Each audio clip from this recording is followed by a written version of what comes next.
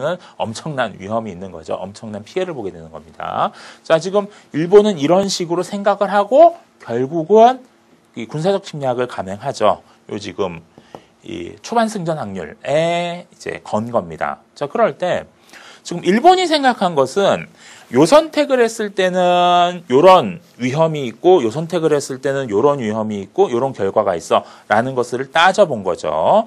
자, 자기에게 어떤 손실이 있는가? 그 손실을 어떻게 막을 수 있는 것인가? 지금 미국 등의 나라들이 지금 경제적 봉쇄를 한 상황에서 손실은 필연적입니다. 그럴 때 이 손실을 어떻게 막는 것이 최선인가를 따져보고 있는 겁니다. 자, 제시문가는 이렇게 볼 수 있고요. 다음 제시문 나 보겠습니다. 자, 제시문 나는 이제 갑과 을이라는 사람이 나옵니다. 그 중에서 우리는 이제 을 중심으로 봐야 되는데 갑은 지금 높고 깊숙한 산 속에 들어가서 감나가는 약초를 캐는 사람입니다. 자, 여기에 이제 낭떠러지에 떨어지거나 뭐 아니면은 허탕을 치거나 자, 요렇게 될 위험성이 존재를 하죠. 자, 근데 을은 이러한 갑의 행동에 대해서 이제 나는 그렇게 하지 않네. 뭐 이런 식으로 얘기를 하는 거죠. 자, 낮은 산에서 평범한 약초를 캡니다. 자, 그러면서 이 빈손으로 산을 내려온 적이 한 번도 없다. 뭐 이런 이야기를 하죠. 자, 갑에게 그렇게 얘기합니다. 을은 자네가 빈바구니로 산을 내려오는 것을 여러 번 보았다네. 자, 빈바구니로 산을 내려온, 즉 이익을 얻지 못하는 상황이 존재했었는데 갑에게는 나는 그렇지 않네 라고 하면서 나는 낮은 산에서 야생도라지나 당귀, 구절초 같은 평범한 약초들을 캐면서 항상 허탕치는 일 없이 안정적으로 이익을 얻었네 라는 이야기를 합니다. 자, 가에 나오는 일본의 사고방식과 그리고 나에 나오는 을의 사고방식의 공통점이 뭔가요? 자, 그 공통점은 결국은 가에 나오는 일본도 자기에게 지금 손해가 발생할 상황에서 어떤 것이 더 나은 판단인가를 따져봤죠.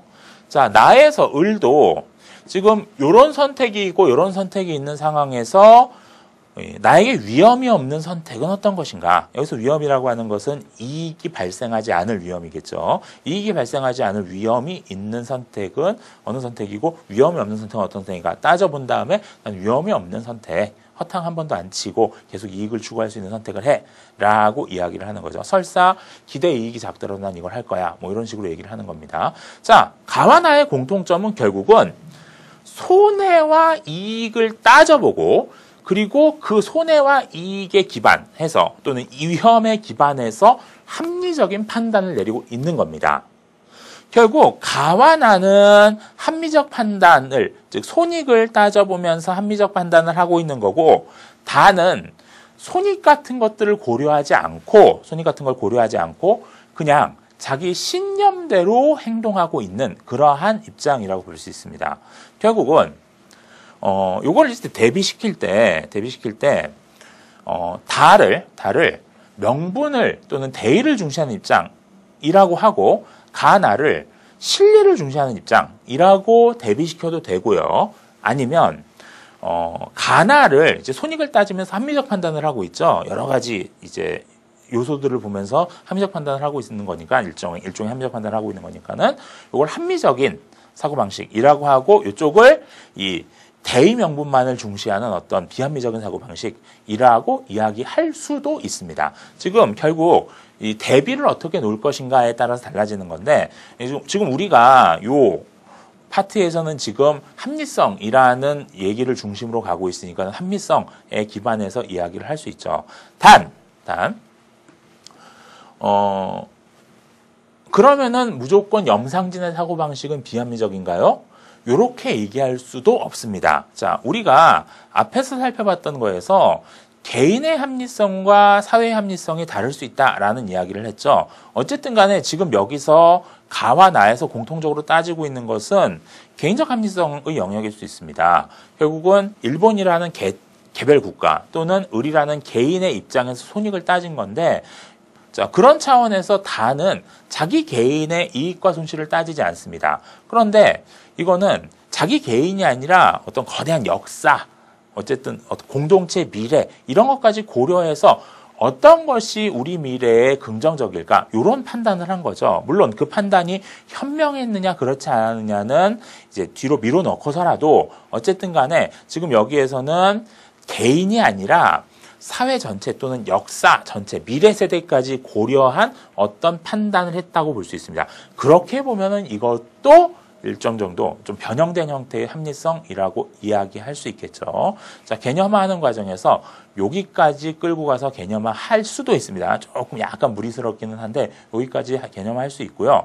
저 뒤에서 이제 비판을 할 때, 이거는 한계를 논하시오. 여기 비판인데 비판을 할 때도 그러한 식으로 이야기할 수 있습니다. 결국은 가나 입장이 가지고 있는 한계가 결국 그 개별적인 입장만 고려하기 때문에 가지고 있는 문제점.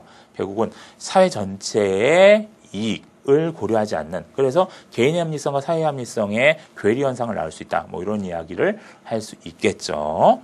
자, 오늘 합리성의 문제를 따져봤는데, 자, 합리성의 문제에 있어서 사실은 이 두 가지 문제를 따져본 겁니다. 일단 첫 번째로는 인간이 합리적 존재라는 전제 하에서 이 주류 경제학이 형성되었는데, 그럴 때 과연 그런가에 대한 어떤 비판적 입장들을 본 거고요. 특히 이제 강론으로 들어가서 그럴 때 개인의 합리성과 사회의 합리성이 연결될 수 있는가의 문제. 주류 경제학은 그것이 연결될 수 있을 거라고 봤는데 그것들이 괴리될 수 있는 가능성이 존재했고, 그런 부분에서 이제 이런저런 이야기들을 따져본 거죠. 특히 뒷부분에서 얘기했던 키워드 설명하면서 뒷부분에서 얘기했던 이 게임 이론들은 조금 꼼꼼하게 공부해 주시기 바랍니다. 특히 논술 문제에서 나올 때마다 좀 공부해 주세요. 이게 최근에 많이 출제되고 있는 추세입니다. 자, 여러분들 긴 시간 고생 많으셨고요. 이제 다음 시간에는 요 앞에서 배웠던 이기성, 합리성의 문제를 종합해서 이제 이 자본주의 시장 경제 문제를 다루도록 하겠습니다. 이게 이제 굉장히 본격적인 내용이 될 거예요. 자, 여러분들 수고하셨습니다.